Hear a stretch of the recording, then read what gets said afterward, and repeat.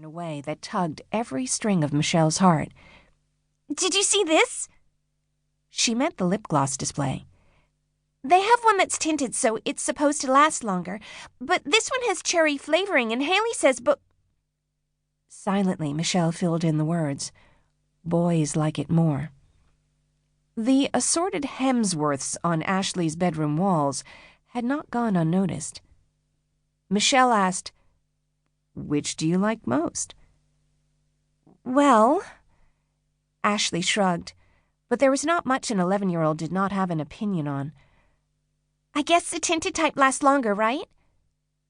Michelle offered, "That makes sense." Ashley was still weighing the two items. The cherry kind tastes like chemicals? Like I always chew. I mean, if I wore it, I would probably chew it off because it would irritate me. Michelle nodded, biting back the polemic raging inside her. You are beautiful, you are smart, you are so funny and talented. And you should only do things that make you happy because that's what attracts the worthy boys who think that the happy, secure girls are the interesting ones. Instead, she told Ashley, "Pick the one you like and I'll give you an advance on your allowance." Mom!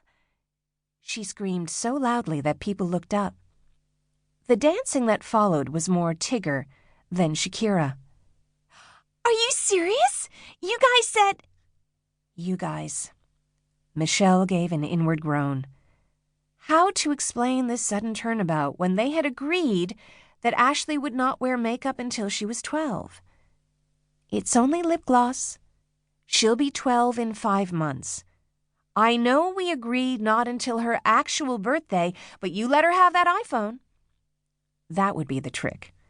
Turn it around and make it about the iPhone, because Michelle had, purely by fate, been the one who died on that particular hill. Michelle told her daughter, "I'll handle the boss. Just lip gloss, though, nothing else. Pick the one that makes you happy." And it did make her happy. So happy that Michelle felt herself smiling at the woman in the checkout line, who surely understood that the glittery tube of candy pink sassafras yo ass was not for the 39-year-old woman in running shorts with her sweaty hair scooped into a baseball cap. This... Ashley was so gleeful she could barely speak. This is so great, Mom. I love you so much, and I'll be responsible, so responsible. Michelle's smile must have shown the early stages of rigor mortis as she started to load up their purchases into cloth bags. The iPhone. She had to make it about the iPhone because they had agreed about that, too. But then all of Ashley's friends had shown up at summer camp with one, and the "no, absolutely not" had turned into, "I couldn't let her be the only kid without one," while Michelle was away at a conference. Ashley happily scooped up the bags and headed for the exit. Her iPhone was already out. Her thumb slid across the screen as she alerted her friends to the lip gloss, likely predicting that in a week's time, she'd be sporting blue eyeshadow and doing that curve thing at the edges of her eyes that made girls look like cats.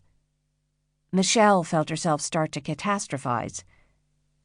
Ashley could get conjunctivitis, or styes, or blepharitis from sharing eye makeup, herpes simplex virus, or hep C from lip gloss and lip liner, not to mention she could scratch her cornea with a mascara wand.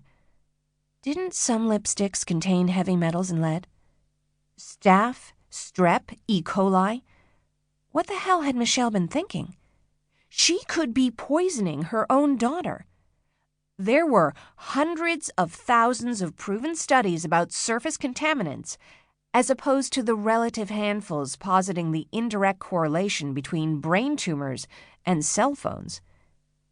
Up ahead, Ashley laughed. Her friends were texting back. She swung the bags wildly as she crossed the parking lot. She was 11, not 12. And 12 was still terribly young, wasn't it? Because makeup sent a signal.